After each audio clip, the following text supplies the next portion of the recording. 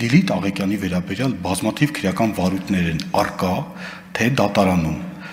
Դուք այս ամբիոնից լինելով քննչական կոմիտեի ղեկավար, ասում եք, որ բազմաթիվ քրեական գործերով անցնում Լիլիթ Աղեկյանը։ Ես ընդմիջման ժամանակ հասցրել եմ ճշտել։ Բազմաթիվ քրեական գործերով չի անցնում Լիլիթ Աղեկյանը։ Քննչական կոմիտեի ղեկավարի հետ հարցուպատասխանից ես եկա այն եզրահանգման, որ քննչական կոմիտեում գործերը կարվում են բացառապես քաղաքական նպատակահարմարությունից ելնելով։ 2020 թվականի պատերազմից 3 օր անց Նիկոլ Փաշինյանի որոշմամբ ստեղծվում է մի հանձնաժողով, որը հետագայում պատերազմից բառացիորեն մի քանի հետո մենաշնորհով տրամադրում է այս QR կոդերի տրամադրումը տալիս է մի կազմակերպության, որն ուղղակի միլիարդների եկամուտ է ապահովում իր համար։ Պարոն Պողոսյան, քննչական վարույթներ նախաձեռնելիս ես ակնհայտորեն տեսնում եմ երկակի ստանդարտների իրագործում եւ նաեւ ակնհայտ քաղաքական ենթատեքստ հարուցված գործերի շրջանակներում։ Ինչ նկատի ունեմ։ Օրինակ քաղաքացի Սամվել Վարդանյանը ԿՊ-ական падգամավորին ավտոբուսում տեսնելիս նրան գնահատականներ է հնչեցնում, վիրավորում է եւ դրան հաջորդում է անմիջապես վերջինիս ձերբակալումը, կալանավորումը, ինքը կալանքի տակ է եղել, այնուհետև տնային կալանքի տակ, վարչական վերահսկողություն եւ այլն։ Բայց օրինակ Մասիվի թաղապետը օրը ցերեկով կամերաների առջև ուղիղ եթերով ծեծի է ենթարկում քաղաքացու եւ որևէ հետևանք չի ունենում, այսինքն ոչ ձերբակալվում է, ոչ կալանավորվում է։ Այս երկակի ստանդարտները ինչով կարող եք բացատրել։ Հաջորդ հարցը վերջերս 2 օր առաջ ձերբակալվել ու կալանավորվել է գյումրեցի լրագրող Լիլիթ Աղեկյանը։ Ես ուզում եմ հասկանալ այդ ձևը նրա ձերբակալման, այդ խայտառակ իրողությունը, որ ականատես եղանք, ինչով է պայմանավորված, կամ ինչի համար ընդհանրապես կալանավորված Լիլիթ Աղեկյանը, կրկնում եմ այն նույն իրողությունների մասին է խոսքը, ինչ ես արդեն նկարագրեցի, ունենք դեպք առերևույթ ծեծի ենթարկելու եւ ուղղակի գնահատական հնչեցնելու։ Ոնց է ստացվում, որ ծեծի ենթարկած թաղապետը շարունակում է լինել ոչ միայն պաշտոնավորում է, նաեւ ազատ է,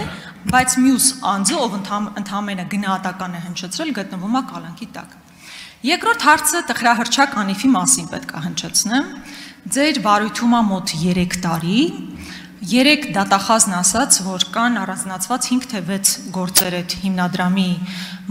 փողերի մսխման շրջանակներում։ Ես ուզում եմ հասկանալ, թե մինչև այսօր, այսքան տարիներ անց, ինչու որևէ անձ ներգրաված չէ որպես մեղադրյալ, եւ այս գործի շրջանակներում արդյոք հարցաքննվել է Նիկոլ Փաշինյանը, հաշվի առնելով, որ հիմնադրամը գտնվում է կառավարության ներքո, հետեւաբար կառավարության ղեկավարն է նախ եւ առաջ, որ պատասխան պետք է տա այս գումարների փոշիացման համար։ Շնորհակալություն Տիկին Գրիգորյան։ Նախ նշեմ, որ ես հիմա տեսական հարցեր ստիպված եմ լինելու տեսական ձևով ասել, որովհետև ըստ էության դուք նշում եք Մասիվի թաղապետի հետ կապված քրեական վարույթը զուգահեռներ եք անցկացնում, թե ինչի օրինակ չի ձերբակալվել, չի կալանավորվել եւ այլն եւ այլն։ Դուք չգիտեմ վարույթին տեղյակ եք թե չէ, մենք ըստ էության այն արարքը, որ մեղսագրված է արդեն ունենք, ոչ մեծ ծանրության հանցագործությունը։ Ինչա՞։ Ոչ մեծ ծանրության հանցագործությունը։ Ծեծը։ Իսկ վիրավորանքն է։ Ֆիզիկական ներգործությունը մի խումբ անձանց կողմից, որը մեղսագրվել է։ Այսինքն մենք հիմա քրեական վարույթներով չենք կարող մատնանշել մեկ քրեական վարույթ, ըստ էության, երբ որ անձին առաջին անգամ հանցանք կատարած ոչ մեծ ծանրության հանցանք կատարած անձին ձերբակալեն։ Ինչ վերաբերում է պաշտոնավարման կասեցման հետ կապված, որը նաև խափանուն միջոցի տեսակ է, օրենքը հստակ հիմքերը տալիս է իրավապայմանները երկու հիմք գոյություն ունի, երբ որ վարույթն իրականացնող մարմնի որոշմամբ պաշտոնավորման կասեցում է կիրառվում կոնկրետ անձի վերաբերյալ, երբ որ ըստ էության անձը շարունակելով մնալ պաշտոնում կխոչընդոտի գործիքությունը կամ կկատարի նոր հանցանք։ Իսկ տվյալ պարագայում դուք գիտեք, որ ըստ էության պաշտոնական դիրքի կապակցությամբ չի տեղի ունեցել այդ ամեն ինչը եւ հետեւաբար վարույթ իրականացնող մարմինը գտել է, որ բացակայելու արգելք կիրառելու խափան միջոցը բավարար երաշխիք է, որպեսզի ապահովի կոնկրետ անձի դատավարական պատշաճ վարքագիծը։ Հաջորդը Լիլիթ Աղեկյանի վերաբերյալ քրեական վարույթը, որը մատնանշեցիք, Տիկին Գրիգորյան, ես չգիտեմ դուք որքանով եք ծանոթ քրեական վարույթներին, Ես մի հատ հանգամանք կուզեմ նշեմ, մասնավորապես Լիլիթ Աղեկյանի վերաբերյալ բազմաթիվ քրեական վարույթներ են արկա, թե դատարանում, թե նախաքննության փուլում։ Մենք ի սկզբանե խափանման միջոց, անազատության հետ չկապված խափանման միջոց ենք կիրառել։ Մեկ գործով, երկու գործով, երեք գործով, երբ որ ընտրում ես անազատության հետ չկապված խափանման միջոց, երբ որ դու տեսնում ես, որ այլևս այդ խափանման միջոցը չի չեզոքացնում անձի ոչ պատշաճ դատավարական վարքագիծը, վարույթ իրականացնող մարմինը ծայրահեղ ինչի է գնացել ծայրահեղ խափանման միջոց կալանքի վերաբերյալ միջնորդություն ներկայացրել, որովհետև անձը թե դպրոցում խուլիգանություն կատարելիս, անչափահաս երեխաների մասնակցությամբ եւ նկատմամբ Լիլիթ Աղեկյանի գործի մասին է խոսքը։ Անչափահաս երեխաների նկատմամբ եւ դպրոցի ամբողջ դպրոցի բնականon գործունեությանը կազմալուծել, կազմաքանդել եւ ընդ որում անձնական շարժառիթներով հաջորդը դատական նիստի բնականon process-ը խաթարել, դատավորին վիրավորել եւ այլն, դրա համար մենք ստիպված, հարկադրված գնացել ենք այդ ծայրահեղ խափան միջոցի։ Այլ խափանման միջոց չէր կարող երաշխավորել Երևի արձագանքեմ ճիշտ ասած հարց։ Արձագանք։ Արձագանքեմ։ Չէ, արձագանք։ Պարոն Պողոսյան, ես քննիչ չեմ, դատավոր չեմ, իրավաբան չեմ, բայց պարտադիր էլ չի որ լինեմ։ Կա երկու պարզ դրվագ։ Մի դեպքում մարդը ծեծում է, մյուս դեպքում ուղղակի գնահատական է հնչեցնում, եթե կուզեք վիրավորանք։ Եթե կարծում եք, որ ծեծի պարագայում նորմալ է, որ մարդը մնում է ազատության մեջ, ես հակառակը չեմ պնդում, ուղղակի երկու իրավիճակ եմ ներկայացնում։ Ասում եմ, դուք երկակի ստանդարտներով եք առաջնորդվում եւ կոնկրետ քաղաքական ենթատեքստ կա այդ գործերի մեջ։ Մի դեպքով մարդը ծեծի է ենթարկում, իր համար խնդիր չկա, չի կալանավորում, չի ձերբակալվում։ Մյուս դեպքում դատավորին ասել է կոռուպցիոներ, այսինքն դատավորին կոռուպցիոներ ասելու համար պետք է մարդը կալանավորվի։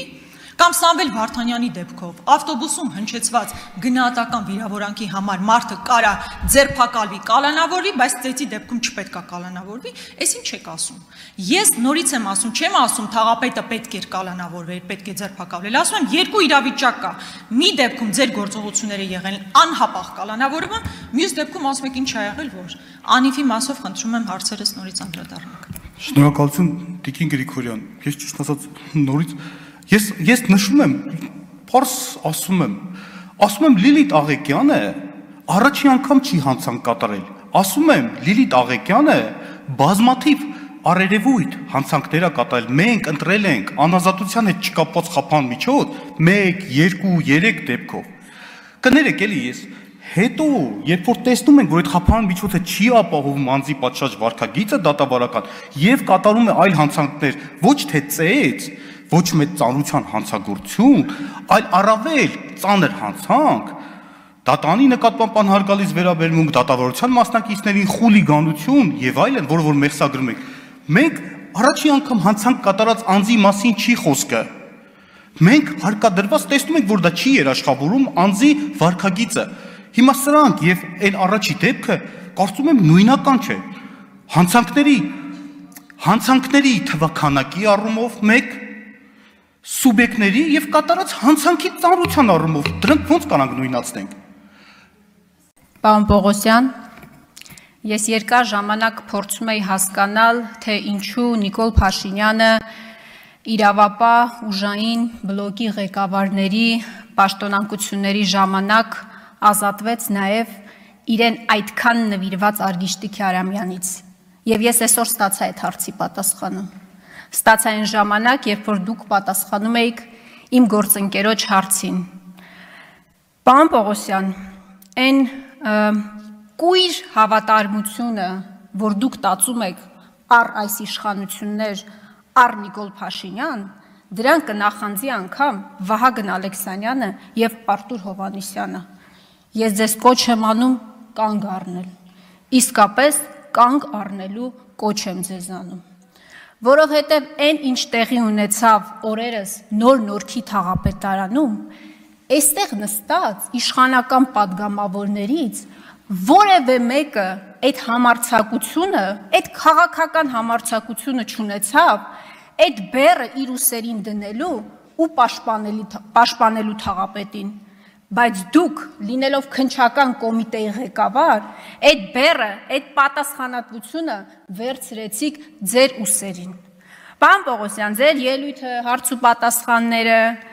կարելի է ամփոփել այս երկու լուսանկարների մեջ, այս երկու անորակ լուսանկարների մեջ, որովհետև այն արդարադատությունը, որ դուք իրականացնում եք, այս լուսանկարների նման անորակ է, պարոն Պողոսյան։ Ես Լիլիթին տեսել եմ Աբովյան քրեակատարողական հիմնարկում,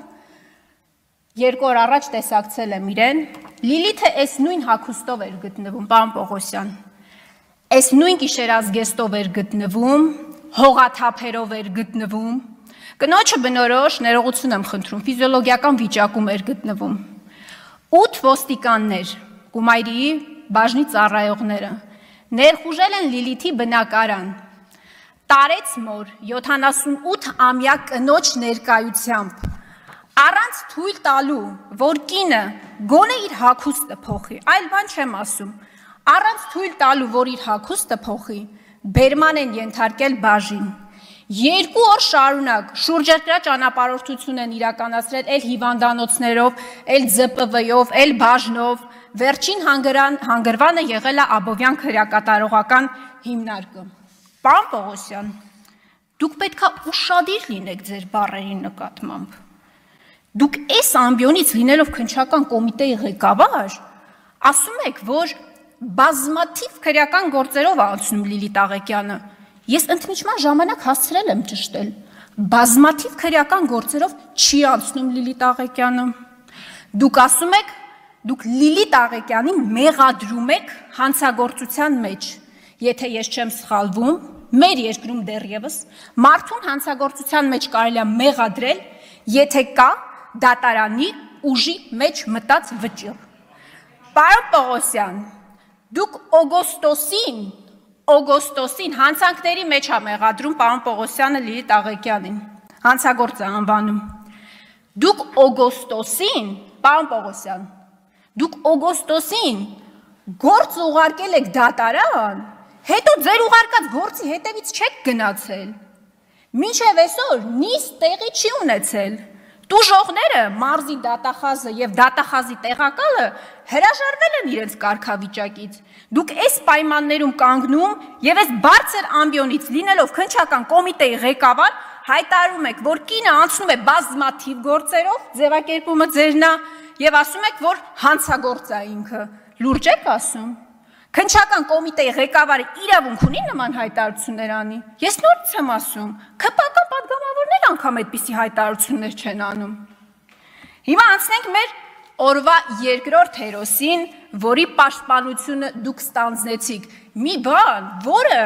իշխանության որևէ ներկայացուցիչ չի արել, բայց պարոն Պողոսյանը պետք է այդ ֆունկցիան վերցներ իր վրա։ Այս մարդու արարքը, նախ սկսենք նրանից, որ ծեծեր, լուրջ եք ասում, 15 հոգով մեկի վրա հարձակվում են Թաղապետարանի շենքում, գործը հարուցվում է ծեծի հատկանիշներով, հա, որ հետո մեղմ պատիժ սահմանեք, ես անկեղծ եմ ասում, դուք ինձ պաշտպանեցիք այս Թաղապետին, որ քիչ ամենում հավաքն եք արամ Զավենի Հանրապետության կուսակցության խոսնակի պաշտոնին, կարող եք ճշտել, եթե ազատ է համատեղության կարգով, նաև կարելի է ստանձնել խոսնակի պարտականությունները։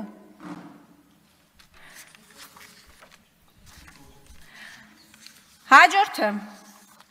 Լիլիթ Աղեկյանի մասով ևս մի դրվագ, դուք ասում եք, որ խարդախության մեջ է մեղադրվում, դատավորի նկատմամբ անհարգալից վերաբերմունք, 2 դրվագներով է գործը, պարոն Պողոսյան, մենք երկրի ղեկավար ունենք, վարչապետի պաշտոնը զբաղեցնող անձնավորություն ունենք, ով դատավորներին ասել է վնգստացողներ, հասկանում եք, երկրի ղեկավարը դատավորին ասում է վնգստացող, բայց էդ էլ քիչ է, կոչ արել, լինելով վարչապետ, արգելափակել դատարանների մուտքերը եւ ելքերը, ուզում եմ հասկանալ, խոչընդոտելը Լիլիթ Աղեկյանի, լրագրող Լիլիթ Աղեկյանի, դատարանի դալիճում արված տեսանյութն է, բայց երկրի վարչապետի կողմից դատարանի մուտքերը եւ ելքերը արգելափակելու կոչը չի, դա է ձեր արդարադատությունը։ Դուք տիկին Աննա Վարդապետյանի տեղակալն եք եղել, ձեր նախկին ղեկավարն ա եղել, ձեր շեֆն ա եղել, մի բան չեք սովորել տիկին Աննա Վարդապետյանից։ Մարդուն հարց են տալիս, ասում են տիկին դատախազ, սենց հոդված կա, հնարավոր է, որ սենց հոդվածով մարդու նկատմամբ քրեական հետապնդում հարուցվի։ Դու դատախազն ես, դու մարդ ես, ով հանրային քրեական հետապնդում է հարուցում։ Ասում եմ, ես չեմ կարա մեկնաբանեմ։ Բայց դուք ստեղ իշխանական բոլոր արատները եկաք սրբագրեցիք, պարոն Պողոսյան։ Աշոտ Սիմոնյանի մասով հերքա մանիպուլացնեք։ Ամբողջ հանրությունը, այո, տեսել է, թե ինչա տեղ ունեցել Աշոտ Սիմոնյանի հետ։ Ինչա նշանակում, Աշոտ Սիմոնյանը չի եկել բողոք տալու, Աշոտ Սիմոնյանը շատ պարզ բան է ասել։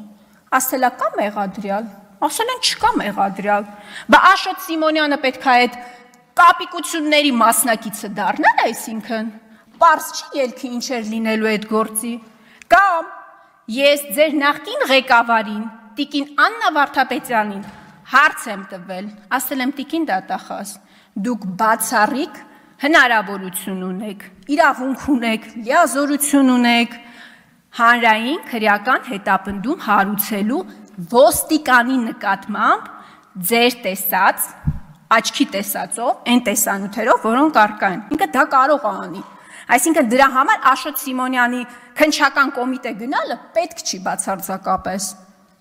Եվ այդտեղ տիկին Վարդապետյանը մեծ մանիպուլյացիա արեց, ասեց դե տեսանյութը ապացույց չի, հետո այդ տեսանյութը պետքա զննենք, որ ինքը դառնա զննված տեսանյութ, հետո նոր որոշում կայացնենք։ Պարոն Պողոսյան, սա է ձեր արդարադատությունը եւ վերջում, քանի որ ես հարց տալու հնարավորություն չունեցա,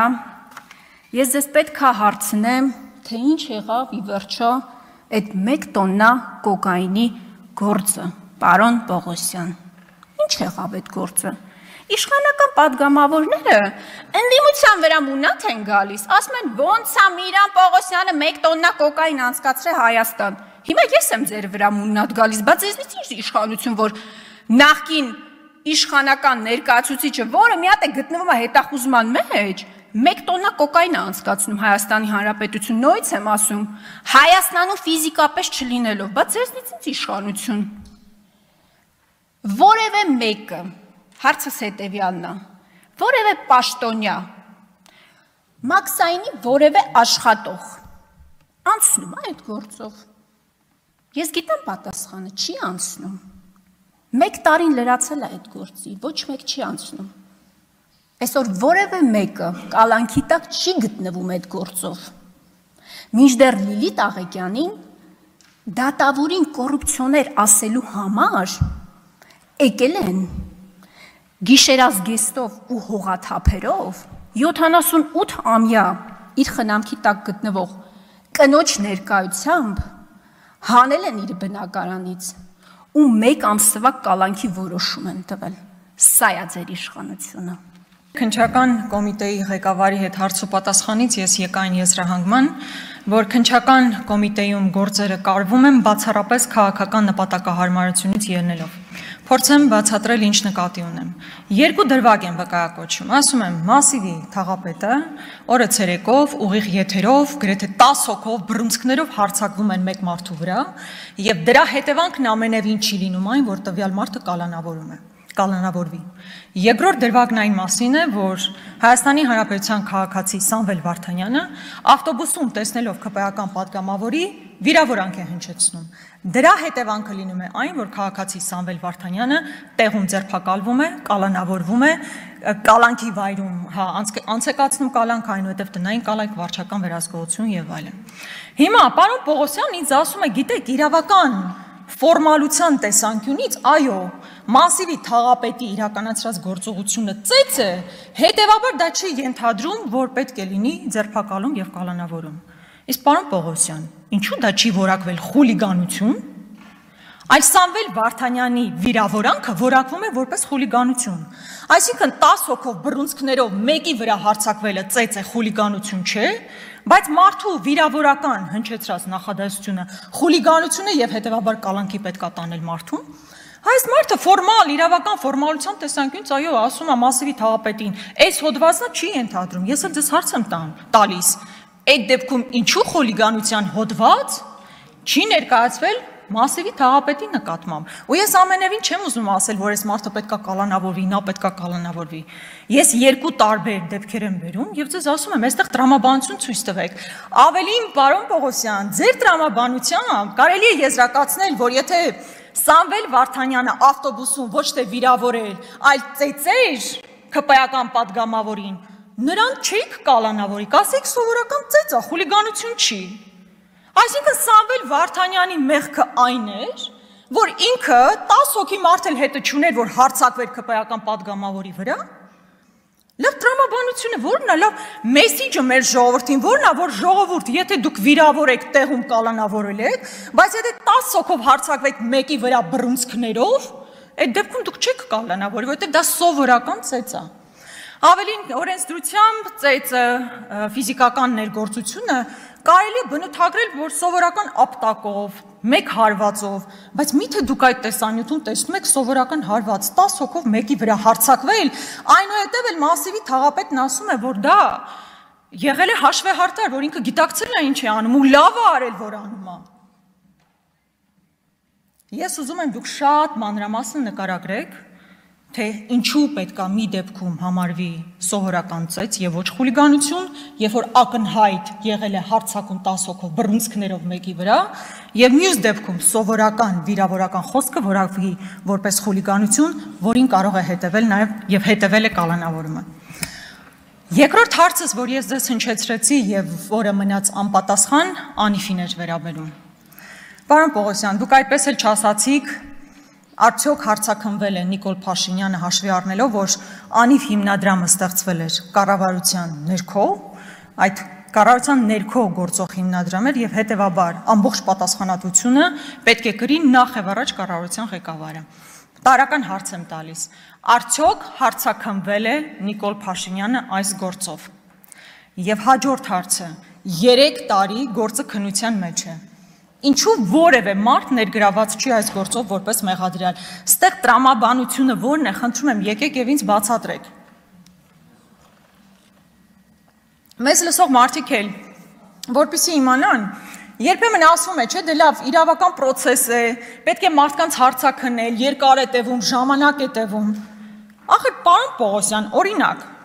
մեր քաղաքացին իրավունք ունի, չէ, հասկանալու։ Իր վճարած գումարներից, երբ որ կառավարությունը տրամադրում է $500,000 քաղաքի կենտրոնում կաֆե, սրճարան բացելու համար, մարդ պիտի հասկանա, չէ, թե դա իր որ շահից էր ելնում,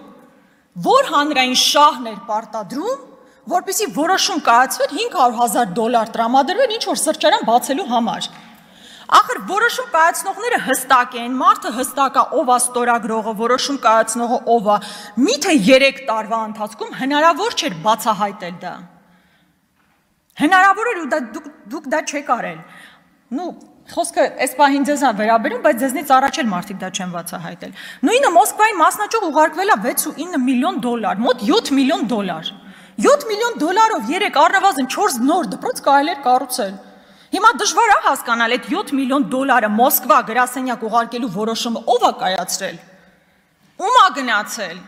Ախր այդ մարդիկ բոլորին հայտնի մարդիկ են, կոնկրետ մարդիկ են անուն ազգանուններով, որոնք հենց հիմա ես էլ նույնիսկ կարող եմ ասել։ 3 տարվա մեջ ոչ մի ձև հնարավոր չէ նրանցից մեկին որպես մեղադրյալ ներգրավել ակնհայտ փողերի մսխման համար։ Կամ հաջորդը, դրա մասին մի անգամ էլ Նիկոլ Փաշինյանին եմ հարցրել։ 1.5 միլիարդ փոխանցվել է օֆշորային կազմակերպությունում, մի օֆշորային կազմակերպության, որի ղեկավարը տարբեր հրապարակումների բերումով պարզվել է, որ Տիգրան Ավինյանի կնոջ ընկերուհին է։ Դե լավ, ենթադրենք կնոջ ընկերուհին էլ չէ, ու Ավինյանը հեչ կապ չունի։ Լավ, հնարավոր չէ հասկանալ, ով է ստորագրել որոշում, որով մեր հայրենակիցների վճարած հարկերից 1.5 միլիարդ դրամ փոխանցվում է օֆշորային ինչ-որ կազմակերպության։ Ու արդյունքը չկա, հասկանում եք, ուղղակի այսպես բան է արել, գումար ուղղակի փոխանցվել այնտեղ ու որևէ հետևանք չի ունեցել, որևէ արդյունք չկա։ Էլ չեմ ասում, որ պարզում է գոյություն են մարդիկ, ովքեր ստացել են 250 միլիոն դրամ աշխատավարձ։ Պատկերացնում եք 250 միլիոն դրամ աշխատավարձ ստացող մարդը ունի կոնկրետ անուն, ազգանուն, ինչու ինքը գործում ներգրաված չէ որպես մեղադրյալ։ Այս ամեն ինչի պատասխանները դուք պետք է տաք, ուզեք չուզեք։ Եթե պետք լինի 100 անգամ եմ ասել, 1000-րդ անգամ եմ ասելու, սրանից խուսափել ուղղակի չի ստացվելու եւ դուք դրա համար պետք է պատասխան տաք։ Հաջորդը, սիրելի հայրենակիցներ, հավանաբար նկատած կլինեք ջրի շշերի, տարբեր գինիների, կոնյակների շշերի վրա նման դրոշմապիտակ կա, QR կոդեր։ Ժամանակին QR կոդերը տնտեսվարողները գնում էին պետությունից։ 2020 թվականի պատերազմից 3 օր անց Նիկոլ Փաշինյանի որոշմամբ ստեղծվում է մի հանձնաժողով, որը հետագայում պատերազմից բառացիորեն մի քանի հետո մենաշնորհով տրամադրում է այս QR կոդերի տրամադրումը տալիս է մի կազմակերպության, որն ուղղակի միլիարդների եկամուտ է ապահովում իր համար։ Այսինքն մեր տնտեսվարողները միլիարդներ են մուծում մի կազմակերպության, որն ունի մենաշնորհ, ու 5 տարի այդ մենաշնորհը ուղղակի գոյություն ունի։ Ընդ որում այդ կազմակերպության ղեկավարը մարդ է, ով ժամանակին ընդ որում այդ մրցույթը անցկացնելու մրցույթ չի, մենաշնորհով տրամադրելու ընթացքում եղել է պետական եկամուտների կոմիտեի ղեկավարի տեղակալ։ Այսինքն լինելով բարձրաստիճան պաշտոնյա, մենաշնորհը տվել է մի կազմակերպության եւ հետո գնացել ղեկավարել այդ կազմակերպությունը։ Կոռուպցիոն դեպք է ստեղ, որևէ ծրագիր չեք տեսնում։ Ընդ որում տնտեսվարողները 2 անգամ ստիպված են ավելի շատ վճարել այս QR կոդերի համար, քան վճարել են մինչև 2020 թվականը։ Իրականում մենք կոռուպցիայի մասին դեռ կխոսենք, ժամանակս քիչ մնաց։ Հա, իմիջիալոց սրա հետ կապված նոր քրեական գործ է կարծես թե նախաձեռնվել, ես հետևողական եմ լինելու հասկանալու, թե ինչու է այդպես ստացվել, որ մենաշնորհ է տրվել եւ արդյոք պատասխանատվության չեն ենթարկվելու այդ մարդիկ։ Հարգելի պատգամավորներ, մի քան դիտարկում ցանկանայի նշել, տեղավորվեմ ժամանակի մեջ ըստ էության։ Քանի որ ես կփորձեմ նաև, քանի որ մի շարք պատգամավորներ նաև ըստ էության նույն բնույթի, նույն դեպքի վերաբերյալ բազմիցս անդրադարձան, մասնավորապես Լևոն Քոչարյանը, պատգամավոր Ագնեսա Խամոյանը եւ Աննա Գրիգորյանը անընդհատ շեշտադրում էր կատարում մասիվի թաղապետի հետ կապված, քրեական վարույթի հետ կապված, անընդհատ շեշտադրումներ։ Ես փորձեմ եւս մեկ անգամ բարձրացնել, որպեսզի շահարկումների տեղիք չտա։ Նախ առաջինը ցանկանում եմ նշել, որ վարույթ իրականացնող մարմինը քննչական կոմիտեն է։ Այսինքն արարքին իրավական նախնական գնահատականը քննիչն է տալի, ոչ թե ազգային ժողովի պատգամավորը։ Այս մեկ։ Երկրորդ, մեղադրանքը հանրային քրեական հետապնդում հարուցում է հսկող դատախազը։ Այս լիազորությունները հստակ տարանջատված է օրենքով։ Հիմա Աննա Գրիգորյանը ասում է, ինչի չեք որակում խուլիգանություն։ Դա ճաշակի հարց չի, Տիկին Գրիգորյան։ Ճաշակի հարց չի, ըստ նպատակահարմարության չի, օրենքը իրավակիրառ պրակտիկա ճաշակով չեն որակում, մի դեպքում խուլիգանություն, մի դեպքում ֆիզիկական ներգործություն։ Հարարքը հստակ է, ֆիզիկական ներգործություն, ասում եք 10 հոգով ծեծի ենթարկելը ոնց կարա դիտվի խմբի կողմից կատարված ծեծ, հա որովհետև այդ ֆիզիկական ներգործության որակյալ հատկանիշ նախատեսված է մի խումբ անձանց կողմից ֆիզիկական ներգործություն, ուրիշ ինչ որակենք։ Կներեք ես մինչև վերջ ավարտեմ։ Հաջորդ, այսինքն մենք արարքի ճիշտ քրեիրավական որակումն ենք տվել։ Ասում եք ինչի չի ձերբակալվել։ Էլի ճաշակի հարց չի, որովհետև նշում եմ ոչ մեծ ծանրության հանցագործություն է, ոչ մեծ ծանրության հանցագործության վերաբերյալ վարույթով անձը չի կարա կալանավորվի, պարզապես չի կարա, անհնար է, որպեսզի այդ անձին մենք նույնիսկ մտածենք միջնորդություն ներկայացնենք կալանքի վերաբերյալ, ընդ որում առաջին անգամ։ Հիմա այստեղ ինչն է անհասկանալի։ Հաջորդը, այսինքն այս մասով սա, ասում եք Իգնայք, ինչի եք խանգարում տեղից։ Ասում եք Շարունակեք, պարոն Պողոսյան։ Մենք օրենքի տեսանկյունից օրենքը բոլորի համար է հավասար եւ չենք նայում անձը դիմադիր է թե ընդդիմադիր է։ Մենք նայում ենք հանցանքը, խափանման միջոցն էլ ընտրում ենք ըստ անձի դատավարական վարքագծի։ Հիմա դուք քաղաքական հայտարարություններ եք տանում, կներեք, ես պաշտոնատար անձ եմ, ես իրավասու չեմ դուրս գալ այդ սահմաններից, ես օրենքի մեկնաբանության հետ կապված մեր դիրքորոշումը հստակ է։ Դուք իրավունք ունեք քաղաքական հայտարարություններ անեք։ Տիկին Խամոյան, դուք նշում եք բեռը վերցրեցիք ձեր ուսերի վրա, Տիկին Խամոյան, ես պատասխանատվությունը եւ բեռը ընդհանրապես Երբ որ ես պաշտոնը ստանձնել եմ, այդ պահից սկսած ստանձնել եմ այդ պատասխանատվությունը։ Սա օրենքն է ասում։ Այդ պահից սկսած, որ օրենքը կիրառեմ միատեսակ, օրենքը կիրառեմ օրինականության եւ իրավունքի երաշխավորության տեսանկյունից, այսինքն հակառակ մեկնաբանության պայմաններում, անկախ ձեր դիրքորոշումից, դուք պաշտպանեցիք նորքի թաղապ։ Մենք կամ նշվում է, որ արդարացրեցինք, չեմ հասկանում, հարգելի գործընկերներ, մենք անձին քրեական հետապնդում ենք հարուցել անձի նկատմամբ։ Հիմա էլ ինչ եք ուզում, որ անենք։ Ես նշեցի, եթե մի անգամ էլ կրկնեմ, պաշտոնավարման կասեցման, խափանման միջոցի տեսակը ընտրելու համար երկու իրավապայման գոյություն ունի, բացեք օրենքը կարդացեք։ Չէ, բացեք օրենքը կարդացեք։ Ինչ հանդեղ ասում։ Պարոն Պողոսյան, խնդրում եմ դիալոգի մեջ չմտնել։ Ես ռետորական հարցեր եմ տալի, Իրանք չեն հասկանում, որ ռետորական է, սկսում են պատասխանել։ Շարունակեք։ Այսինքն, համապատասխան իրավապայմաններ գոյություն ունի, այդ իրավապայմաններն առկա չեն եղել։ Դրա համար էլ ընտրել ենք բացակայելու մասին, բացակայելու արգելքը, այդ խափան միջոցն են կտրել։ Կներեք էլի մի ներողություն, պարոն Պողոսյան, Տիկին Խամոյան, մի ընդհատեք տեղից։ Խնդրեմ, պարոն Պողոսյան։ Հաջորդը Այս նորքի թաղապետի հետ կապված գործով վարույթով, որը որ դուք տենց եք մեկնաբանում, ես այլ մեկնաբանելու եւ չգիտեմ եզրեր գտնում եմ, որ ստեղ արդեն այլ մեկնաբանություններ անել եք առնվազն տեղին չի։ Հաջորդը Տիկին Խամոյան, դուք շատ բուրըն ձևով սենց արձագանքեցիք, նշեցիք, որ այս ընթացքում Լիլիթ Աղեկյանի վերաբերյալ քրեական վարույթով ինչ որ ճշտումներ եք արել եւ այլն։